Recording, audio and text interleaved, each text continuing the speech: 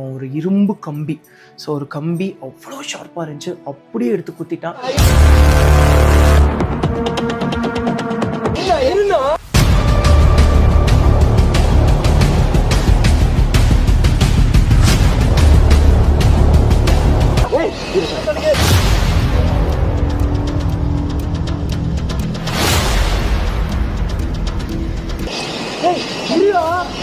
TTF Vasan bro மேல கொலை மிரட்டல் மற்றும் தாக்குதல் நடந்திருக்கு. ஃபர்ஸ்ட் திங், எதுக்காக எங்க நடந்துச்சுன்னு பார்க்கலாம். இது எக்ஸாக்டா கேரளா கர்நாடகா பார்டர்ல கோடக்காடுங்கிற பகுதியில தான் நடந்திருக்கு. எதுக்காகன்னு பார்த்தீங்கன்னா, பர்டிகுலர் அந்த ரிவர்ல குளிக்கக்கூடாதுன்னு சொல்லி பிரச்சனை பண்ணியிருக்காங்க. தாக்குதல்னா கூர்மையான கத்தி போன்ற ஆயுதத்தை பயன்படுத்தி பண்ணியிருக்காங்க. இப்போ இமேஜ்ல ஷோ பண்றல இவங்க தான் அதை பண்ணது. நம்ம குளிக்கலையாண்ணா? தேங்க்யூ. ஆஹா, எல்லாருக்கும் தமிழ் நல்லா தெரியுதுங்க. நாங்கள் ப்ரீவியஸ் வீடியோ கிளிப்பை பார்த்தாலே உங்களுக்கு நல்லா தெரியும்.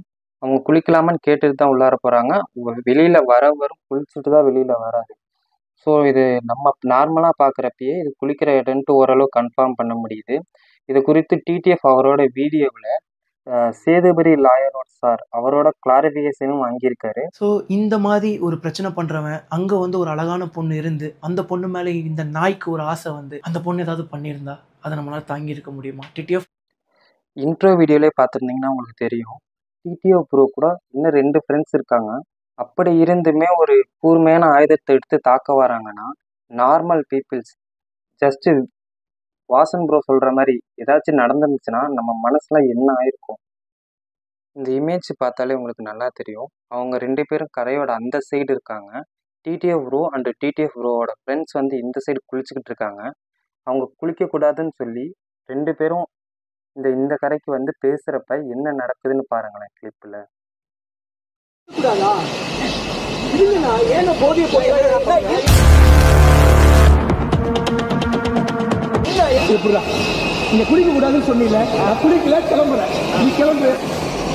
இதை பார்த்தாலே உங்களுக்கு தெரியும், எந்த வார்த்தையும் பேசாமலே தாக்க முயற்சிக்க.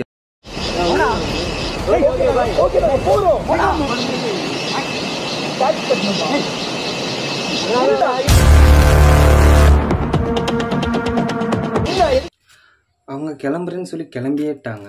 டேக்ஸ் கட்டுன்னு சொல்லி மறுபடியும் சண்டையை வளர்க்குறாங்க. இதெல்லாம் பார்க்குறப்ப நான் உங்கள்கிட்ட ஒரே ஒரு விஷயந்தான் சொல்லணும்னு தோணுது.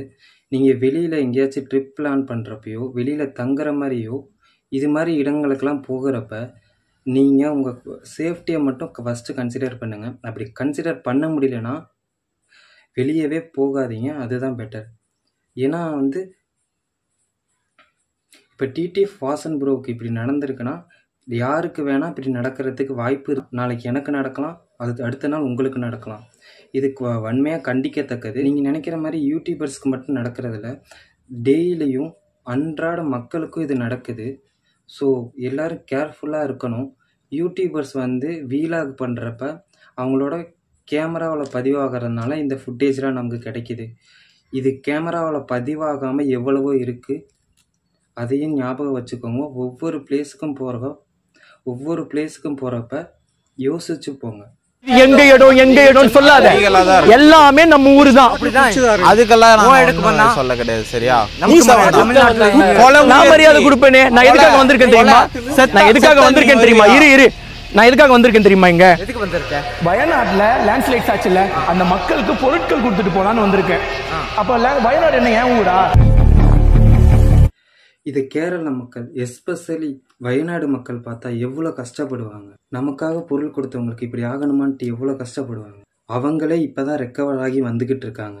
இந்த டைம்ல இப்படி ஒரு சேடான மூமெண்ட் நடந்தது கஷ்டமா தான் இருக்கு. சொன்னா நாங்க போயிடுவோம். அந்த கம்பியை வச்சு வயிற்றுல குத்த வராங்க. இங்க பாருங்க. அவர் தன் மேல இருக்க நியாயத்தை எடுத்து சொல்றாரு. அதஞ்சுக்காத இந்த தற்குறிகள் மிருகங்களை விட அறிவு கம்மியான மாதிரி சிரிக்கிறத பாருங்களேன். அப்படிதான் குத்துவேன் அப்படிங்கிறான். நான் குத்துவேன். இங்க காடி குத்துவியா? ஒரு நிமிஷம், நீ பாட்டு பண்ணல. என்ன பண்ற? நான் குத்துவேன், போட்டு தள்ளுவேன். என்ன பண்ற? அதை வீடியோவாக எடுக்கிறான். அவன் போலீஸ் ஸ்டேஷனுக்கு வான்னு அவன் கூப்பிடுறான். சொல்ல முடியாது, அவன் லோக்கல் போலீஸ் கூட ஒரு ஃப்ரெண்ட்லி மேனரில் கூட இருக்கலாம். ஸோ அதனால் அவங்களுக்கு ஒரு சப்போர்ட்டிவாக கூட அவங்க ஆக்ஷன் எடுக்கலாம். கொலை மிரட்டல் விட்டது மட்டும் இல்லாமல் போலீஸ் ஸ்டேஷனுக்கு வா அப்படின்னு சொல்கிற துணிச்சல் எங்கேருந்து வந்துச்சு? நாளைக்கு முன்னாடி வந்து பார்த்துட்டிங்கன்னா ஃபெர்னாண்டோ அப்படின்னு சொல்லி ஃபாரின்லேருந்து ஒரு ட்ராவலர் பைக்லேயே ட்ராவல் பண்ணி வந்து நம்மளோட ஊரில் வந்து டென்ட் ஸ்டே பண்ணியிருப்பாங்க. நம்ம ஊர்னா இந்தியாவும் நம்ம ஊர் தானுங்க, இந்தியாவும் நம்ம ஊர் தான். ஸோ இந்தியாவில் வந்து பார்த்தீங்கன்னா டென்ட் ஸ்டே பண்ணியிருப்பாங்க. அந்த ஒரு தாய் மேலே வந்து இந்த பரதேசி பசங்களுக்கு வந்து ஒரு ஆசை வந்து அந்த பெண் விருப்பம் இல்லை, அந்த பெண்ணை சீரழிச்சு அந்த பொண்ணோட மூஞ்சியெல்லாம் அடித்து உடைச்சு அப்படி பண்ணிட்டாங்க. ஸோ இவங்களும் அதே மாதிரியான ஆட்கள் தான். ஸோ இது மாதிரி விஷயங்களை கேட்குறப்ப ரொம்ப கஷ்டமாக இருக்குது. இது மாதிரி விஷயங்கள் மறுபடியும் நடக்காமல் இருக்க என்னால் முடிஞ்ச இந்த வீடியோ அப்டேட்டை நான் கொடுத்துட்டேன். நீங்கள் உங்களால் முடிஞ்சதை கொடுங்க. டிடிஎஃப் வாசன் ப்ரோக்கு மட்டும் இல்லை, அந்த வெளிநாட்டில் இருந்து வந்தவங்களுக்கும் சேர்த்து. இதே ஒரு வாரத்துக்கு முன்னாடி டிடிஎஃப் வாசன் ப்ரோவை ஒவ்வொருத்தரும் ட்ரோல் பண்ணோம். மீம் கிரியேட்டர்ஸ்லேருந்து, எடிட்டர்ஸ்லேருந்து, மீடியாஸ்லேருந்து, நியூஸ் சேனல்ஸ்லேருந்து எல்லாமே பண்ண. டிடிஎஃப் ப்ரோ மேலே எந்த தப்புமே இல்லைங்கிறப்ப நம்ம அவங்க பக்கம் கண்டிப்பாக நிற்கணும். நான் நிற்கிறேன், நீங்கள் இப்போவும் சொல்லிடுறேங்க, அவன் மேலேயும் கேஸு என் மேலேயும் கேஸுனா அப்படிப்பட்ட ஒரு கேஸே வேணாம் எனக்கு. அப்படிப்பட்ட ஒரு இதே வேணாம் எனக்கு. அப்படிப்பட்ட எனக்கு ஒரு ஜஸ்டிஸே எனக்கு வேணாம்.